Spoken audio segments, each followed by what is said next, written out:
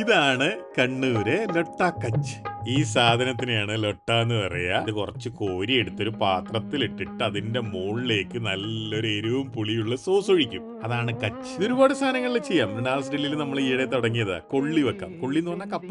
ഉപ്പിലിട്ടതിന്റെ മുകളിൽ ഈ കച്ച് വെച്ചിട്ട് വിളമ്പും. ക്യാരറ്റ് ഉണ്ട്, മാങ്ങയുണ്ട്, പൈനാപ്പിൾ ഉണ്ട്. ഇതൊന്നും ഒരു ബന്ധുവില്ലാത്തൊരു കാര്യം പറയട്ടെ. പണ്ട് മാർക്ക് ട്വെയിൻ പറഞ്ഞിട്ടുണ്ട്, നിങ്ങൾക്ക് അറിയാത്തൊരു കാര്യമല്ല നിങ്ങളൊരു ബുദ്ധിമുട്ടിലെത്തിക്കുക. നിങ്ങൾക്ക് യഥാർത്ഥത്തിൽ അറിയില്ല, പക്ഷെ നിങ്ങൾ തെറ്റിദ്ധരിക്കുകയാണെന്ന് നിങ്ങൾക്ക് അറിയില്ല. നിങ്ങൾക്ക് ഇവിടുന്ന് വാഗമണ്ണ് പോകണം, വഴി നിങ്ങൾക്ക് അറിയില്ല. നിങ്ങൾ എന്ത് ചെയ്യും? നമ്മൾ ചോദിച്ചു പോകും, ഇല്ലേ ഗൂഗിൾ മാപ്പിനോട് ചോദിക്കും, അല്ലേ?